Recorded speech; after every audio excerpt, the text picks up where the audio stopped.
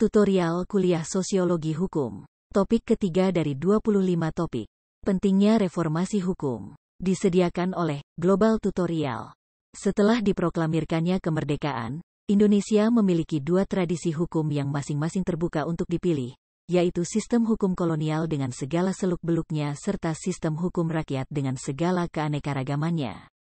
Pada dasarnya, pemimpin nasional mencoba membangun hukum Indonesia dengan melepaskan diri dari ide-ide hukum kolonial. Inilah periode awal dengan keyakinan bahwa substansi hukum rakyat yang selama ini terjajah akan dapat diangkat dan dikembangkan secara penuh menjadi substansi hukum nasional. Akan tetapi dalam kenyataannya berakhir dengan pengakuan bahwa proses realisasinya ternyata tidak sesederhana model-model strateginya dalam doktrin. Para advokat Indonesia waktu itu dan sebagian besar cendekiawan lainnya menginginkan negara yang bersistem hukum Eropa yang karena keragaman hukum rakyat tak terumus secara eksplisit itu. Alasannya adalah sistem pengelolaannya sebagai suatu tata hukum yang modern, melihat kepada tata organisasi, prosedur-prosedur, dan asas-asas doktrinal pengadaan dan penegakan, serta pula profesional penyelenggaraan, telah terlanjur tercipta sepenuhnya sebagai warisan kolonial dan tak akan mudah dirombak atau digantikan begitu saja dalam waktu singkat. Terlanjur memilih dan meyakini bahwa akan lebih praktis jika melanjutkan tradisi sistem hukum kolonial yang dianggap telah lebih dipahami serta memiliki struktur yang lebih pasti, ternyata bukan tanpa masalah dalam perjalanan selanjutnya. Mengesampingkan pilihan terhadap pemakaian hukum rakyat yang beragam dan tidak terumus secara eksplisit, dengan memilih pola hukum Eropa yang menganut asas ketunggalan melalui cara kodifikasi bukan tanpa konsekuensi. Problema yang kemudian muncul adalah masalah fleksibilitas norma tertulis dalam implementasinya pada lembaga pengadilan. Rumusan norma hukum yang eksplisit dalam wujud perundang-undangan tidak jarang malah terkesan kaku dan limitatif, meski dalam pengimplementasiannya masih terbuka peluang bagi hakim untuk melakukan interpretasi, mengingat kodifikasi norma hukum apapun memang tercipta dengan kondisi yang tidak selalu lengkap.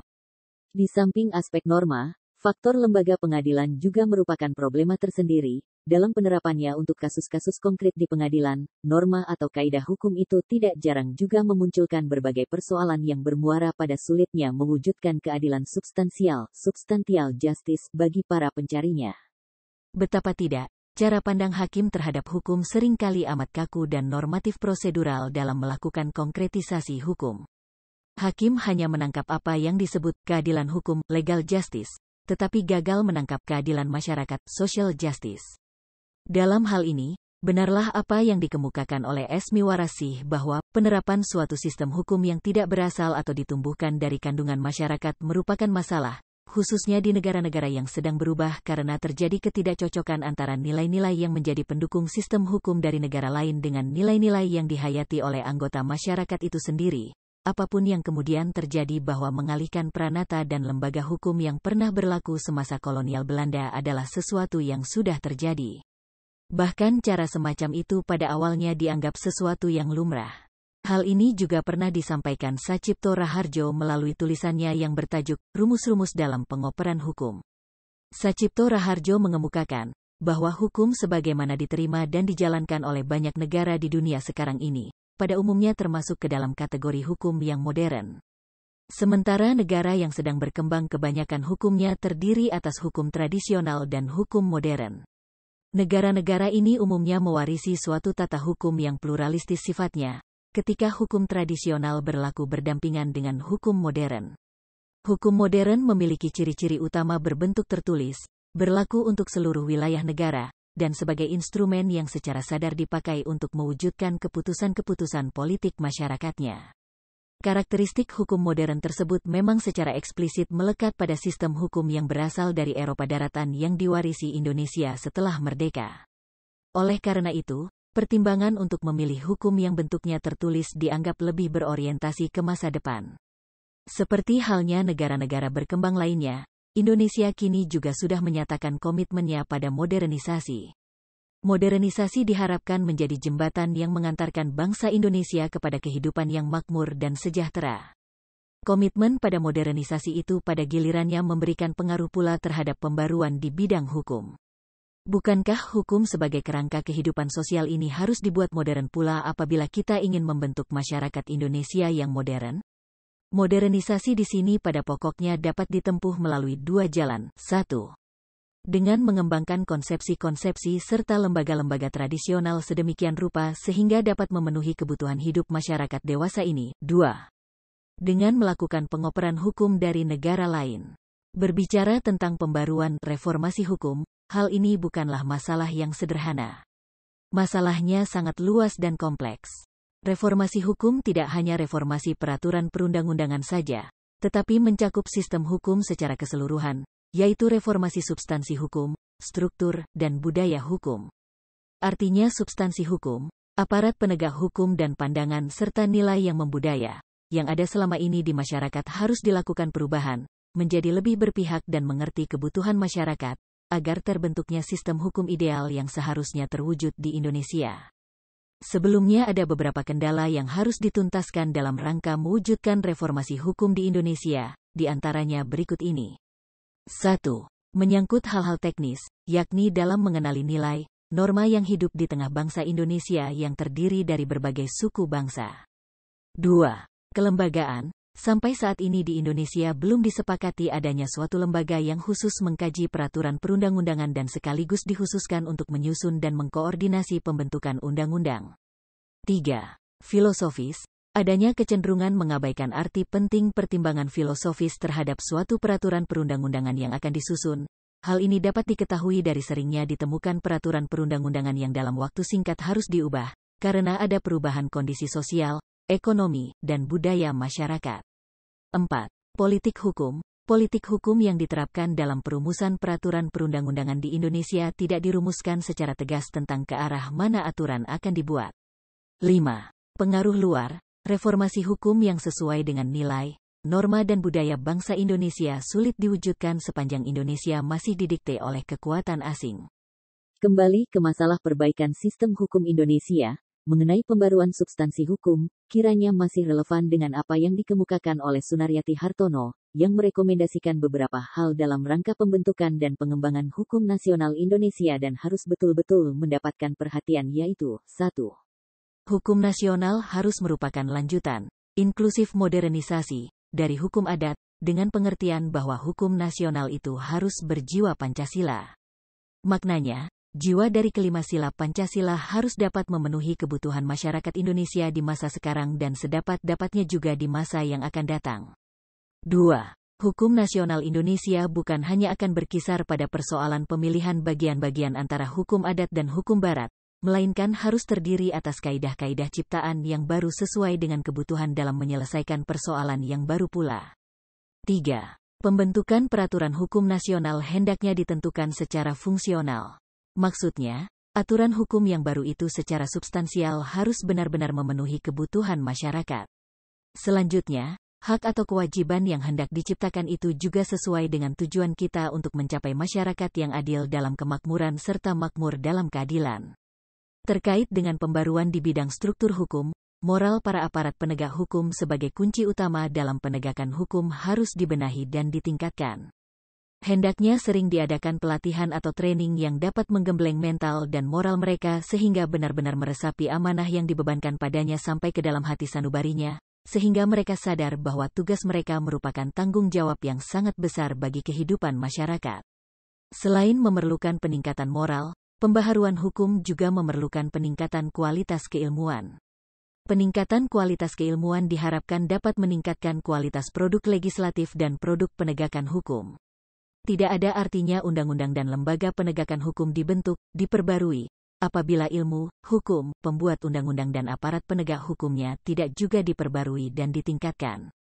Terlalu banyak fenomena produk legislatif dan yudikatif atau produk penegakan hukum lainnya yang bersumber pada latar belakang keilmuan yang lemah dan rapuh secara substansial dan konsepsional. Peningkatan kualitas keilmuan ini, antara lain lewat program pendidikan hukum lanjutan, program spesialis, magister, doktor, seyogyanya merata atau menyeluruh pada semua sumber daya manusia termasuk di kalangan aparat penegak hukum. Pemerataan atau keseimbangan kualitas keilmuan dari orang-orang yang terlibat dalam proses penegakan hukum ini, tentunya juga akan berpengaruh pada bobot kualitas proses peradilan dan kualitas keadilan keputusan hukum yang dijatuhkan. Untuk memperbaiki budaya hukum yang selama ini terbentuk di masyarakat, hendaknya sering dilakukan program-program peningkatan kesadaran hukum. Peningkatan kesadaran hukum tersebut seyogianya dilakukan melalui penerangan dan penyuluhan hukum yang teratur atas dasar perencanaan hukum yang mantap. Penyuluhan hukum bertujuan agar masyarakat mengetahui dan memahami pentingnya keberadaan hukum-hukum tertentu sehingga dapat merasakan manfaatnya, seperti dalam hal berlalu lintas, mengenai pajak, dan sebagainya. Namun, perlu diingat penyuluhan tersebut harus disesuaikan dengan permasalahan hukum yang ada di masyarakat pada suatu waktu yang menjadi sasaran penyuluhan hukum. Selain itu, reformasi hukum tidak dapat dilepaskan dari proses dialektika yang terjadi di perguruan tinggi pada khususnya dan perkembangan pendidikan hukum pada umumnya. Menurut Mokhtar Kusumaatmadja, untuk pengembangan ilmu hukum yang bercirikan Indonesia tidak saja dilakukan dengan mengoper begitu saja ilmu-ilmu hukum yang berasal dari luar dan yang dianggap modern, tetapi juga tidak secara membabi buta mempertahankan yang asli. Keduanya harus berjalan secara selaras. Kalau kita melihat lebih jauh, paradigma pendidikan hukum di Indonesia tampaknya masih didominasi oleh penggambaran mengenai kebenaran profesional daripada kebenaran ilmiah. Keadaan seperti itu tampaknya dipengaruhi oleh mapannya program pendidikan hukum untuk melayani kebutuhan profesi yang diselenggarakan fakultas-fakultas hukum.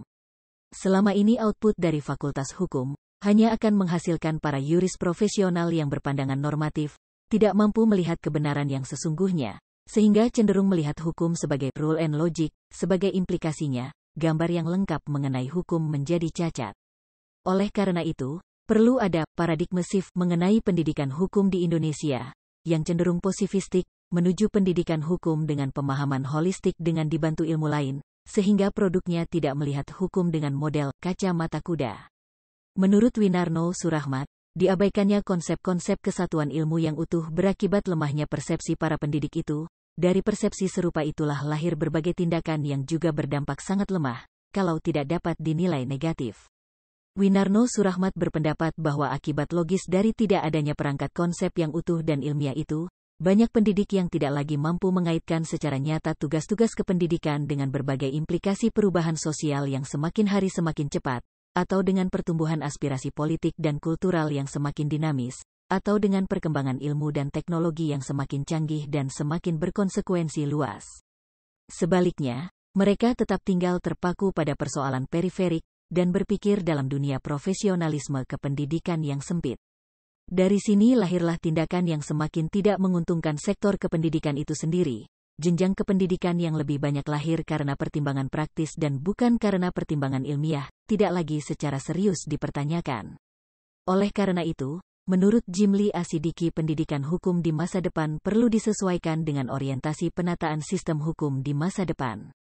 Misalnya, untuk memberikan peran lebih besar kepada hakim dan jurisprudensi dalam proses pembentukan hukum, maka sistem pendidikan tinggi hukum juga harus menempatkan case law dan praktik hukum sebagai bagian penting dalam sistem kurikulum pendidikan hukum di fakultas-fakultas hukum. Dalam tulisannya, Jimli berpendapat, tidak boleh terjadi seorang calon sarjana hukum perdata tidak pernah mengunjungi pengadilan dan menyaksikan proses peradilan berlangsung. Juga tidak boleh terjadi calon seorang sarjana hukum tata negara belum pernah berkunjung dan menyaksikan perdebatan mengenai RUU di Dewan Perwakilan Rakyat.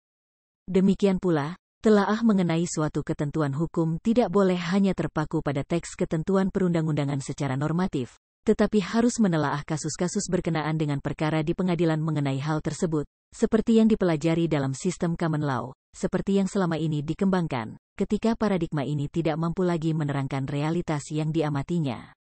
Oleh karena, sisa-sisa dari materi pendidikan hukum dogmatik, baru diisi dengan materi yang sifatnya mengasah nalar. Misalnya, penalaran hukum, metodologi hukum, sosiologi hukum, teori hukum dan filsafat hukum. Dalam kajian hukum yang teoretis, teks atau pasal-pasal suatu aturan hukum justru menjadi masalah dan bukan sebatas pelerai konflik yang muncul dalam masyarakat. Dengan demikian, pendidikan keilmuan di bidang hukum di Indonesia akan senantiasa berubah sesuai perbatasan yang selalu bergeser dan lebih maju. Dalam perspektif bangsa Indonesia, hal ini merupakan persoalan yang sangat serius, karena tidak terlampau banyak ahli hukum yang menaruh perhatian terhadap masalah-masalah itu. Dengan demikian, perkembangan ilmu hukum di masa depan perlu diarahkan secara lebih empiris dan induktif daripada kecenderungan yang bersifat deduktif dan normatif hukum yang bersifat konseptual. Hal ini sebagai akibat dari kondisi dan desakan kebutuhan yang mengakibatkan sebagian besar ahli hukum lebih mencurahkan perhatiannya pada persoalan-persoalan hukum yang bersifat praktis. Demikianlah materi topik ketiga dari 25 topik tutorial Sosiologi Hukum. Channel Global Tutorial dipastikan sangat bermanfaat bagi siapa saja yang ingin menambah wawasan, termasuk mahasiswa perguruan tinggi negeri dan swasta manapun di Indonesia. Video tutorial juga dituturkan dan disubtitelkan agar dapat ditonton, dibaca sambil didengarkan. Jangan khawatir jika belum langsung paham. Untuk pemahaman yang lebih baik, putar dan dengarkan video ini berulang-ulang. Subscribe dan like, agar Anda mendapatkan update tutorial lainnya.